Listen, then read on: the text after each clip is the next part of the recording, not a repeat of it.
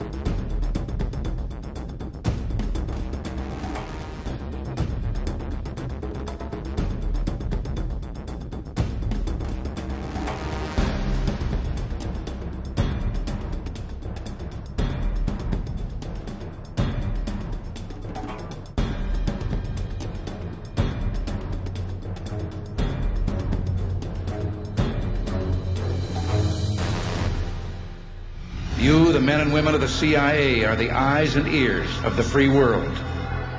You are the tripwire. CIA is a state-sponsored terrorist association. You don't look at people as human beings. They're nothing but pieces on the chessboard. Secrecy in this work is essential. Achievements and triumphs can seldom be advertised.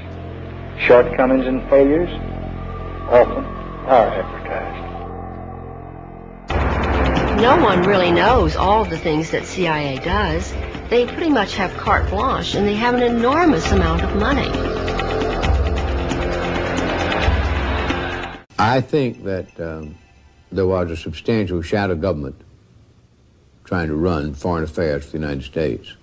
In any other country, it would have been called a coup. And they seem to have gotten away with it.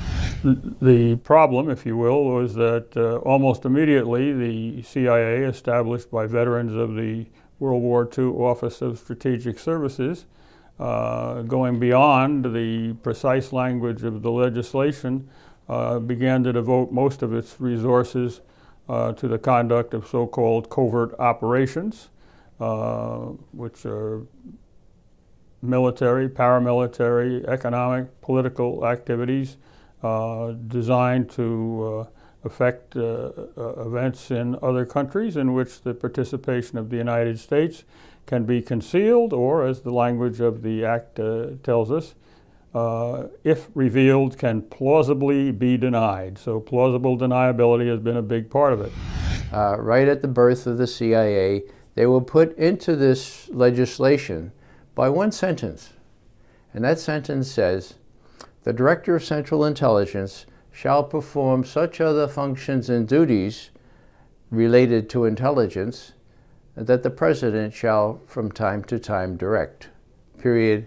End quote. Men of the 101st Airborne Division land in Cam Bay. Intelligence on Vietnam was doctored to support the ongoing war there, and I could see that the situation in doctoring intelligence was universal.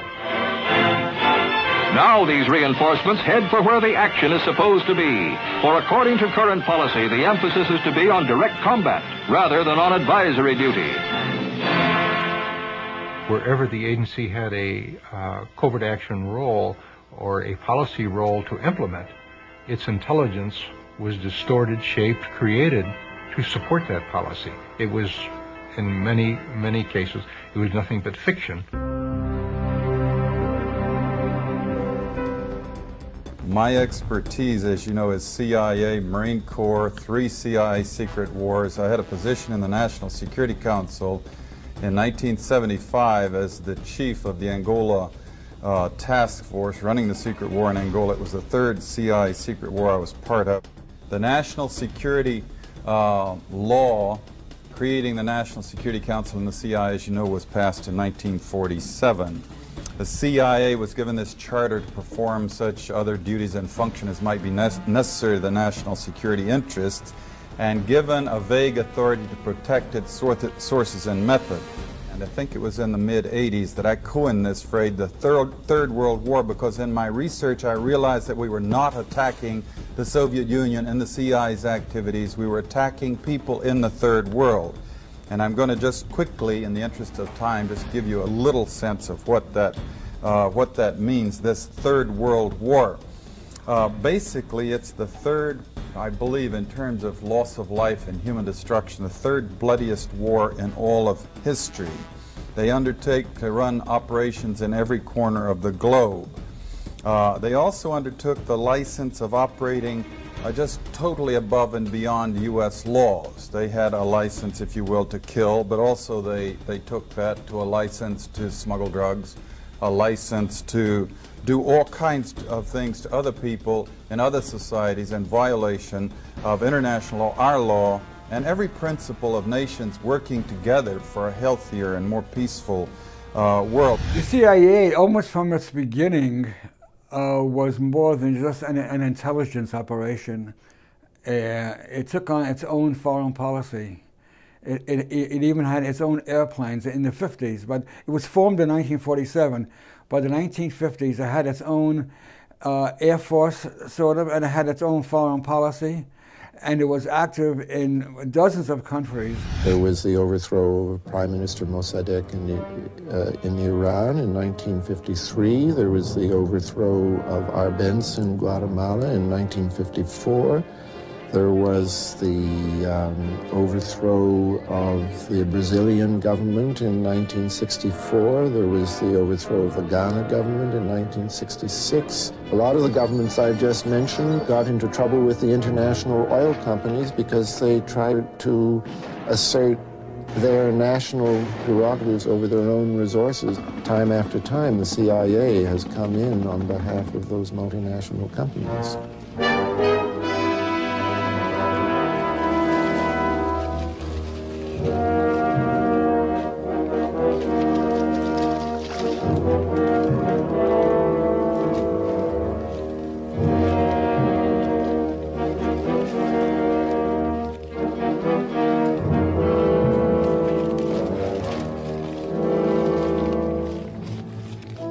You start a huge covert war that you intend is going to be secret.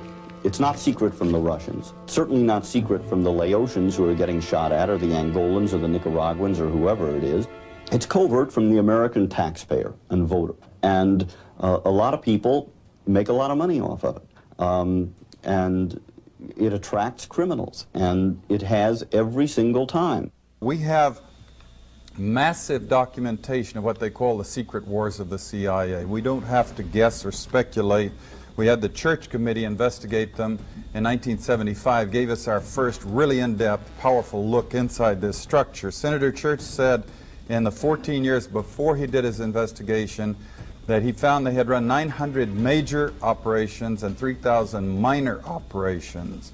And if you extrapolate that over the whole period of the 40-odd years that we've had a CIA, you come up with 3,000 major operations and over 10,000 minor operations. They were attempting to assassinate leaders that they didn't approve of.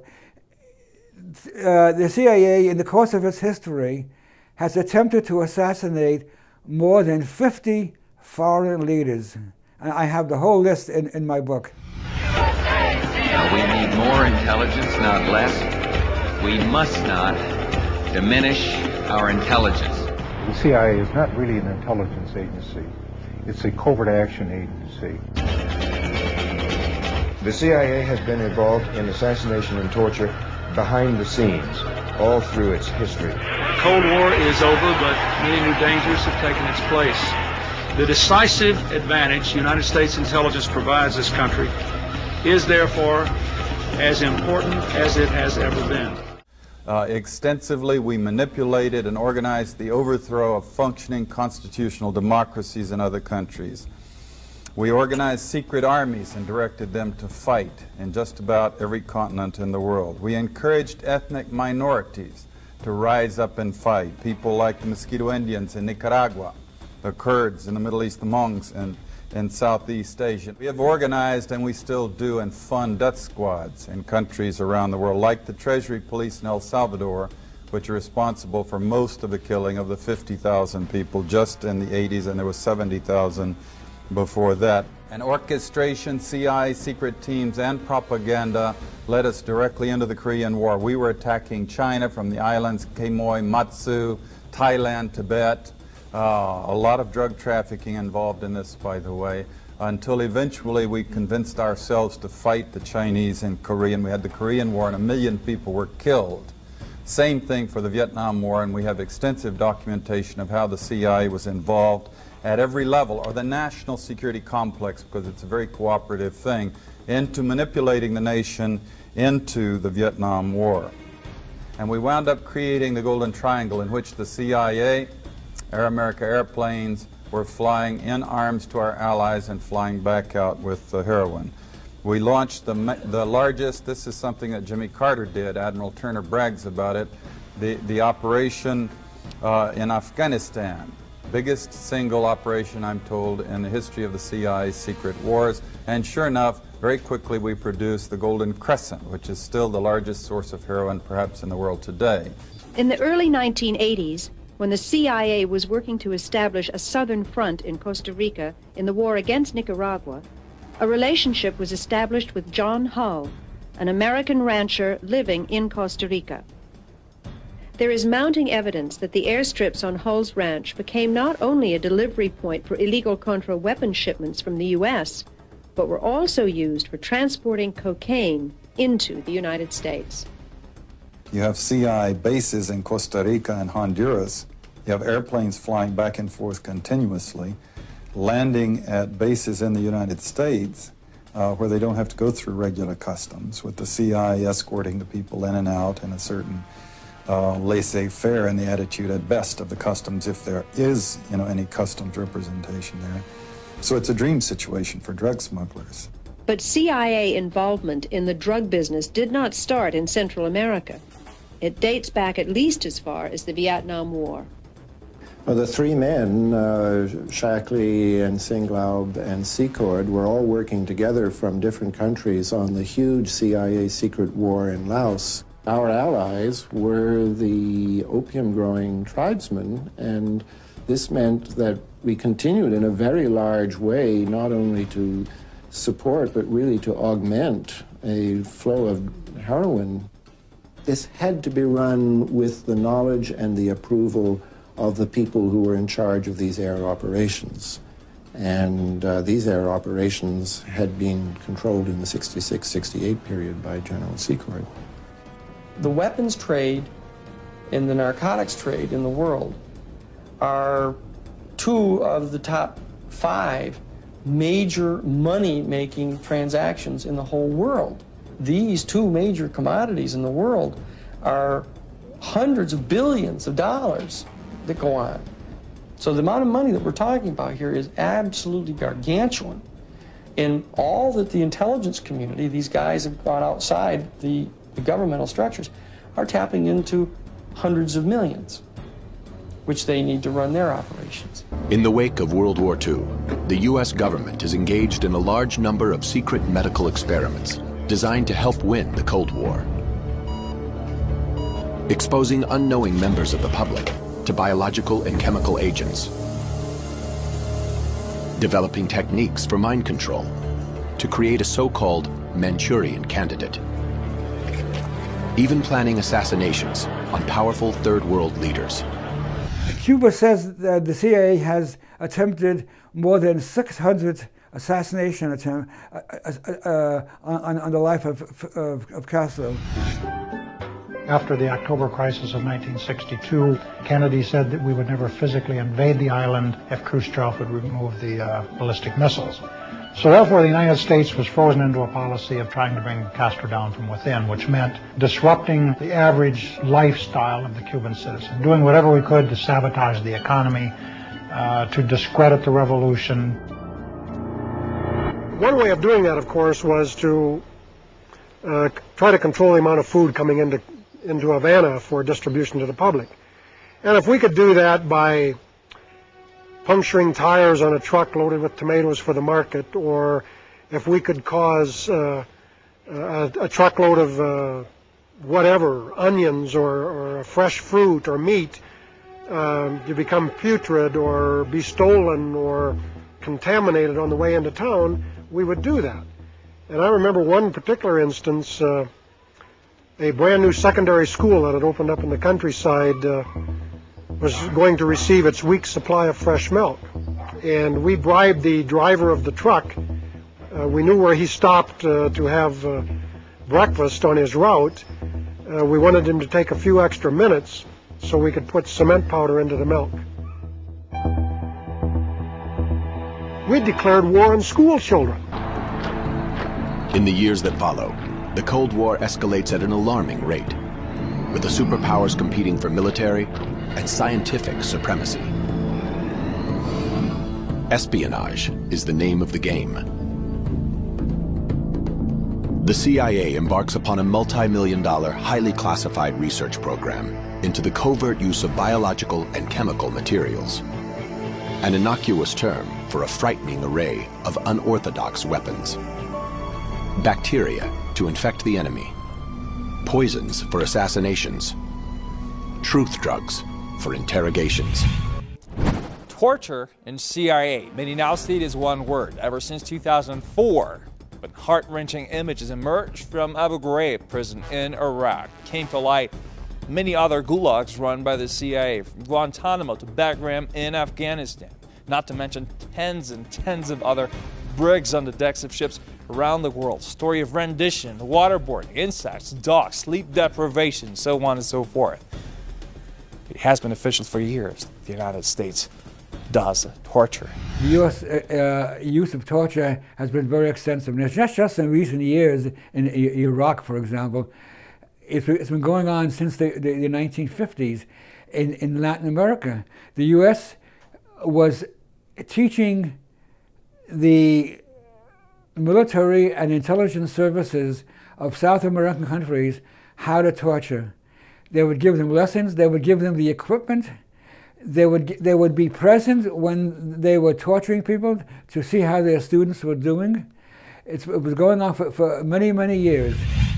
When born CIA's initial mission was to gather intelligence, but for the past 7 decades or so, CIA has been doing everything but that, from covert operations and regime changes to assassinations by unmanned aerial vehicles, so-called drones. But one of the most vivid cases in recent history has been the case of Iraq, where CIA manufactured intelligence in order to support a war pre-designed by the neocons, the Bush administration. Everyone remembers Colin Powell, the U.S. Secretary of State back then, and his burlesque at the UN, the vivid presentation of Saddam Hussein's nuclear and biological capabilities, that the sky would fall and there would be mass destruction on Earth.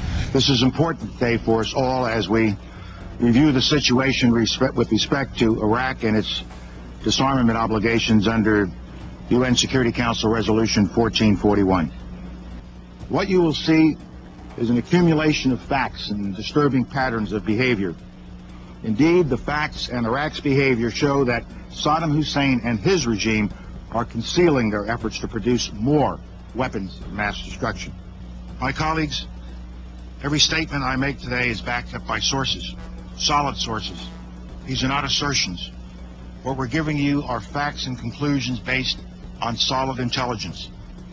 Orders were issued to Iraq's security organizations as well as to Saddam Hussein's own office to hide all correspondence with the Organization of Military Industrialization. This is the organization that oversees Iraq's weapons of mass destruction activities. We know that Iraqi government officials, members of the ruling Ba'ath Party, and scientists have hidden prohibited items in their homes. The Iraqis are moving not just documents and hard drives, but weapons of mass destruction.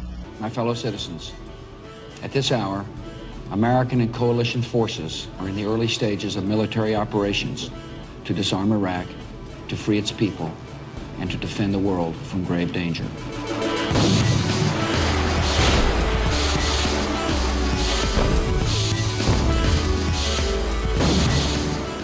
The president stood before the world and presented an intelligence report from the CIA that proved Saddam had weapons of mass destruction and that he was intent on using them. The CIA knew that Saddam had disarmed, but that they chose to ignore the facts.